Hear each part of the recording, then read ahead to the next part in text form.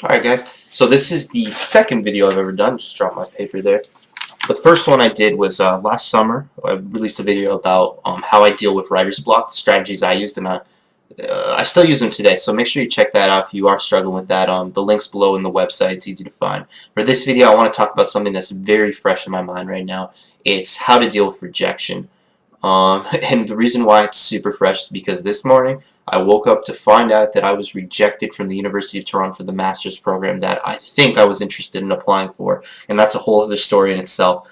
But I want to talk about this because rejection, I think it's something that we're all going to have to deal with at various points in our life, and there are more effective ways of dealing with it others. The mistake we all make when we deal with rejection, I don't want to say it's like a weak-minded response, but it kind of is, and it's something I'm guilty of all the time too, so I'm not trying to make it sound like this is like, oh, I'm better than that person for not reacting in this way, because yeah, I react in this way all the time when I deal with rejection. Even today, I had to stop. I had to really like consciously think about it and not deal with this mistake, and it's the mistake of feeling sorry for yourself.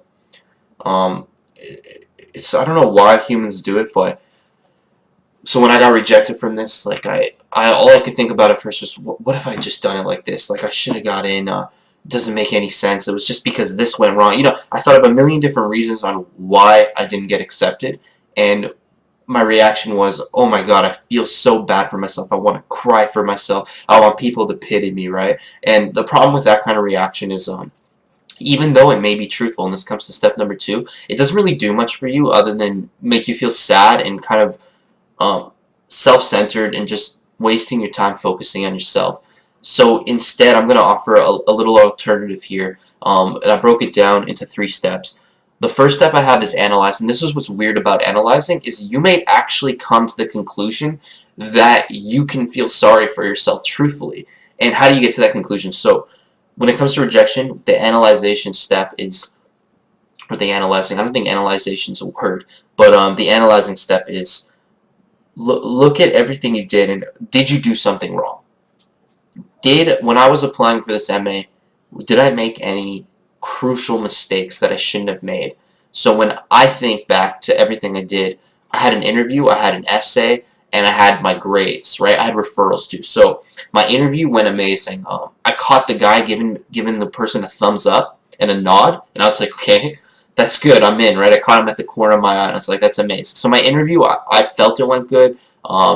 I thought everyone liked me there. Maybe I'm wrong, but to me, I don't think I did something wrong there. My second step, so let's go to grades. My grades were amazing, right? I won various awards when I was undergraduate, and my grades is nothing that the school could complain about. So I didn't go wrong there. I worked hard there. What was the other thing? So the essay, yeah, same thing. We'll bundle that with grades. It went really good. So it really doesn't matter. When I think about what I did there, there's nothing that I did extremely wrong. There's nothing that stands out that, man, oh my god, I just should have done that, right? Nothing stands out to me there. So this is what puts us in that weird position where it's like, I did nothing wrong. Maybe I should feel sorry for myself, right? Like, and this is kind of a trap, right? Because I'm right. Like, I didn't make a mistake. I should feel bad for myself, right? And then this is what brings us to step number 2. But in case you are in the wrong, this analyzing step is telling you next time you're in this kind of situation, you know what you need to improve. So you kind of can stop there, or you can move on to step 2 if you are in the wrong. But if you're in the right, you need to move on beyond this point, because this is key, right? Otherwise, you're stuck in that I'm feeling sorry for yourself and you're not moving on phase. So the step 2, this is such a powerful change of thought, a line of thinking that really changed my life. And it's instead of feeling sorry for yourself, you feel sorry for them. So in this case, the master's I was applying for was in music education. I was trying to think if I should be looking here or at the camera. My brain says the camera, but my eyes keep looking at the screen where I see myself. It's weird. But sorry. So feel sorry for them. And like I was saying, this is a line of thinking that's changed a lot for me. And what do I mean by this? So, like I was saying, I have all the reason to feel sorry for myself in this case, but in reality, the actual truth of the situation, beyond my own selfishness, is that I also feel bad for them.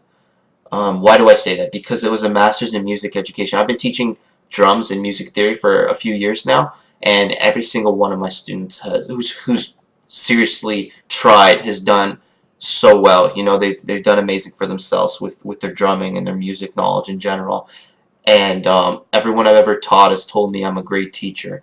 So I can only look at the people who designed this program and go, you guys made a mistake, and they made a mistake. You know, I'm a dream applicant in a lot of ways, and it may sound selfish here, but this is just me being honest, and it's no hard feelings to them or anything. But you need to have this mindset when you get rejected. You can even apply this to like girls or guys if you're a girl asking someone out. A lot of the times you'll get rejected by someone you're asking out, and you'll be like, oh man, like you'll feel sorry for yourself. Once again, you get stuck on stage one, and you'll try to figure out what went wrong, and maybe you'll find a lot of things, and maybe you won't.